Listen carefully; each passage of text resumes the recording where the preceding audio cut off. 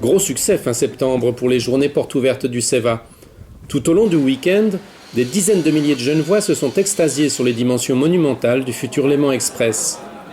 Aux eaux vives, c'était l'occasion de découvrir l'emplacement de la future Nouvelle Comédie, un théâtre dont l'avenir reste suspendu aux décisions du Parlement cantonal. Les comédiens genevois avaient mis les petits plats dans les grands pour se défendre.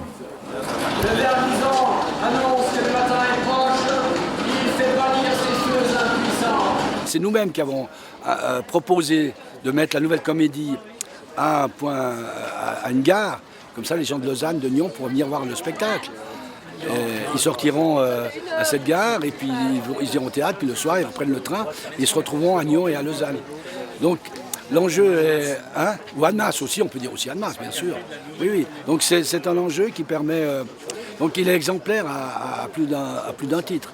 D'abord on prend le risque culturellement de mettre en avant un enjeu de théâtre d'aujourd'hui, parce que l'ancienne comédie évidemment, elle avait tout son sens, mais elle était construite à un moment où on faisait encore des décors, papier peint, toiles peintes et tout ça. Aujourd'hui, on est dans un autre contexte et les grandes scènes européennes ont besoin d'un espace. La scène doit être plus grande. Certains pensent qu'il vaudrait mieux construire du logement social à la place. Du logement social, mais on ne peut pas opposer. Moi, je suis le premier à défendre le logement social. Mais sur ce projet, qui est un morceau de ville énorme, c'est une pièce urbaine énorme. Il faut imaginer que cette pièce urbaine, il y aura 6 immeubles de logement, qu'il y aura des bureaux, qu'il y aura des magasins au sous-sol, qu'il y a une gare et qu'il y aura une Nouvelle Comédie. Quand vous sortez de la gare Conavin, vous avez la rue du Mont-Blanc. Eh bien, vous partez de la gare jusqu'au pont du Mont-Blanc et c'est la longueur du projet. Donc ce n'est pas juste un tout petit bâtiment. On n'oppose pas logement contre culture. Je pense que ça fera un morceau de ville énorme qui transformera beaucoup ce quartier. Et les gens qui vivront ici, entre autres ceux qui auront du logement, puisque c'est la ville qui construit, ça pourrait être du logement social, ils auront l'accès au lac très rapidement. Donc tout le monde voudra venir là. Puis ce matin, on a vu des habitants qui se réjouissent, qui disaient « je me réjouis de venir en pantoufles au théâtre parce que j'habiterai le quartier, ça fait un plus pour mon quartier ». Ils se sont déjà appropriés les habitants ici. Mais l'enjeu, évidemment, c'est le Grand Conseil qui décide. Dans le tunnel de Champel, on progresse lentement mais sûrement. À chaque nouveau mètre creusé, on s'arrête le temps de tout bétonner. La sécurité des travailleurs, des futurs usagers et des bâtiments situés 30 mètres au-dessus des travaux n'a pas de prix. Justement, on parle beaucoup de dépassement financier ces temps. Non, on n'est pas à 2 milliards comme certains le disent. C'est vrai qu'il y a le CEVA, il y a les interfaces CEVA, c'est des choses qui sont différentes. Il y a le Léman Express, il y a la part de la Confédération, il y a la part du canton. Donc certains ont tendance un petit peu à tout mélanger, à trop extrapoler. Mais enfin, ceux qui prévoient ça à 2 milliards, à 3 milliards, comme certains partis au sein du Grand Conseil, je me réjouis de leur présenter la facture. En tout cas, le suivi est là.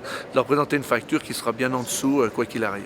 Moi, je fais partie de ces gens qui reprennent un peu ce chantier. C'est vrai qu'il y a des pressions, avec les entreprises, on discute avec les nouvelles appels d'offres, on fait un petit peu attention à tout. C'est vrai que parfois, on nous annonce certains dépassements à certains endroits, certaines économies à d'autres. C'est un peu le système de la commode. Il y a des tiroirs où on dépasse, des tiroirs où on ne dépasse pas. Et il faut garder cette espèce d'équilibre en négociant soit avec M. Novelle, soit avec les entreprises, soit même parfois avec la direction du chantier, voire les CFF, voire même la Confédération, pour savoir de quelles choses on peut économiser, rattraper, que ce soit au niveau du temps, au niveau des budgets.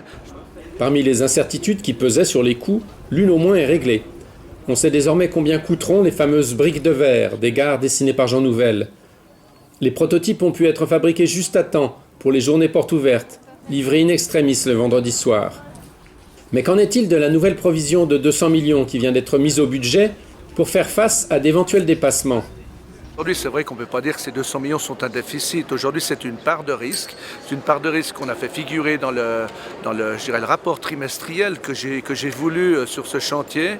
Avant, on avait un rapport annuel. Aujourd'hui, on a un rapport trimestriel. Cette part de risque de 200 millions figure à chaque fois et notifiée même en rouge pour que tout le monde soit au courant. On a dit qu'on allait communiquer en toute transparence. Donc aujourd'hui, ce n'est pas un dépassement. Encore une fois, c'est une part de risque dont on saura un petit peu mieux où on en est, dans le courant de l'année 2016, quand on sera arrivé à la creuse, je dirais, de la moitié des tunnels, qu'on puisse avoir vraiment un bilan intermédiaire, plus ou moins sûr sur ces coûts. Et à ce moment-là, on pourra communiquer. Alors, c'est vrai qu'en attendant l'année prochaine, j'ai déjà demandé à ce qu'on puisse avoir certains chiffres d'ici Noël, pour qu'on puisse peut-être voir arriver un petit peu les choses de manière, je dirais, plus concrète et plus suivie.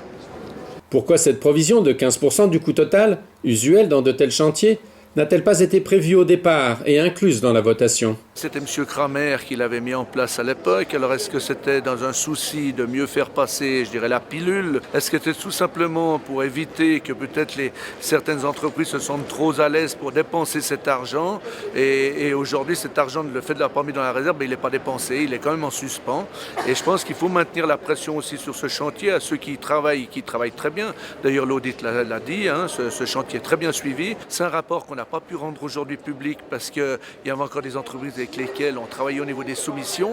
On ne pouvait tout simplement pas le faire par rapport au jeu de la concurrence, mais c'est quelque chose qui va suivre. En tout cas, les députés des différentes commissions ont été mis au courant, tout le monde est au courant, tout se fait en toute transparence et chaque fois qu'on peut, le public l'est mis aussi.